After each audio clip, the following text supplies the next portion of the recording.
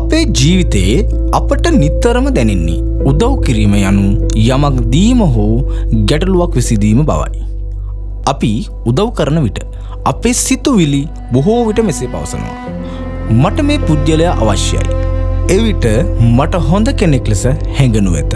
නමුත් සෙන්දහම කියා දෙන්නේ බලාපොරොත්තුවෙන් යුතුව කරන උදව් යනු ආදරය නොව ගනුදෙනුවක් බවයි. උදව් කිරීමේ සැබෑ අර්ථය යනු අනෙකාට ස්වයංපෝෂිත වීමට ඉඩ දෙන අරමුණෙන් තොරදීමයි. අද මේ කතාවෙන් අපි ඉගෙන ගනිමු අපේ සිතේ ඇමුණුම් ඉවත් කර සැබෑ කරුණාවෙන් යුතුව අන් අයට උදව් කරන්නේ කෙසේද කියා. බොහෝ කලකට පෙර කඳුකරේ පිහිටි සෙන් ආරාමයක තකාවෝ නම් ඉතාමත්ම කරුණාවන්ත භික්ෂුවක් සිටියා. තකාවෝට අන් අයට උදව් කිරීමට විශාල ආශාවක් තිබුණා. ඔහු උදව් කළ විට ඔහු නිරන්තරයෙන්ම බලාපොරොත්තු වුණා කෘතඥතාවය, ගෞරවය සහ පිළිගැනීම. ඔහු උදව් කළ පුද්ගලයන් නැවත පැමිණ තවත් උදව්වක් ඉල්ලන විට ඔහුට මානසික වෙහෙසකර බවක් දැනුණා. ඔහු සිතුවේ ඇයි ඔවුන් මාව අගය නොකරන්නේ? මම මොනතරම් උදව් කරනවාද? ඔහුගේ උදව් කිරීමේ ක්‍රියාවලිය ඔහුට සාමය වෙනුවට කලකිරීමක් ගෙන දුන්නා. ඔහුගේ කරුණාව ගනුදෙනුවක් බවට පත්වෙමින් තිබුණා.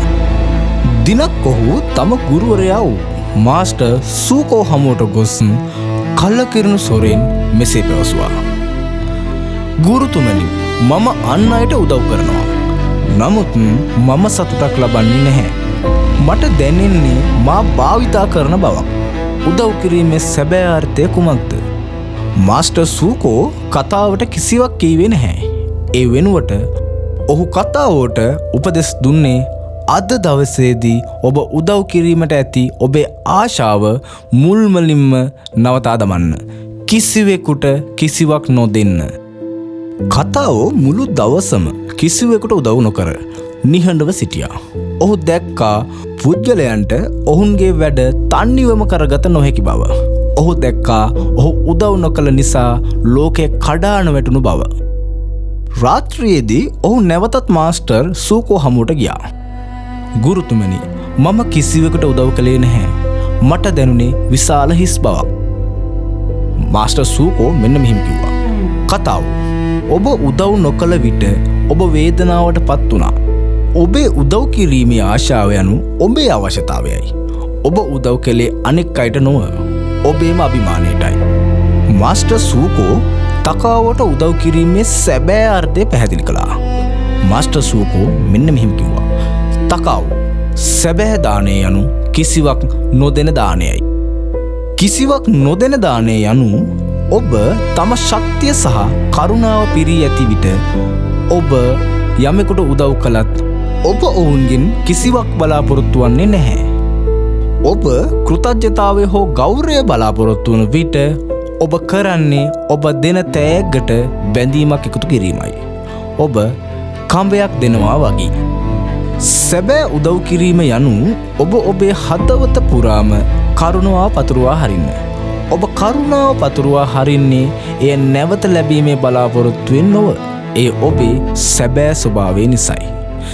සැබෑ උදව් කළ යුත්තේ ඔවුන්ගේ අවශ්‍යතාව සම්පූර්ණ කිරීමෙන් පසු ඔහුට තනිවම ජීවත්වීමට නිදහස ලබා දීමයි. තකාව අවබෝධ කරගත්තා. උදව් කිරීමේ සැබෑ අර්ථය යනු තමන්ගේ අභිමානය හෝ තමන්ගේ අවශ්‍යතාව අත්හැරීම බවයි. උදව් කිරීමේ සෙන්ක්‍රමේදී පළවෙනි එක තමයි බලාපොරොත්තුවෙන් තොරව දෙන්න. ඔබ උදව් කරන විට කෘතඥතාවය හෝ ගෞරවය බලාපොරොත්තු නොවන්න. ඔබ ඔවුන්ට ජලයක් කරනවාසේ සිතන්න. දෙවෙනි එක තමයි අනෙකාට ස්වයංපෝෂිත වීමට ඉඩ දෙන්න. යමෙකුට නිරන්තරයෙන්ම උදව් අවශ්‍ය නම් ඔබ ඔවුන්ගේ ස්වයංපෝෂිත භාවය උදෙසා උදව් කරන්න. උදාහරණයක් වශයෙන් මාළු දෙනවාට වඩා මාළු අල්ලන්න උගන්වන්න. තුන්වෙනි එක තමයි ක්‍රියාව භුක්ති විඳින්න. උදව් කිරීමේ ක්‍රියාව තුළ පූර්ණ පැවැත්ම සොයාගන්න. එය ප්‍රතිඵල මත රඳා නොපවතින ඔබේ සාම්‍ය බවට පත් කරන්න.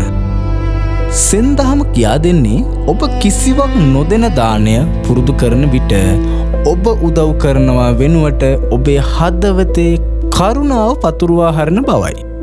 ඔබේ සිත නිරතුරුවම බලාපොරොත්තුවෙන් තොරදීමින් සතුට ලබමින් කරුණාවෙන් පිරී පවතී. ඔබට සාමය වේවා.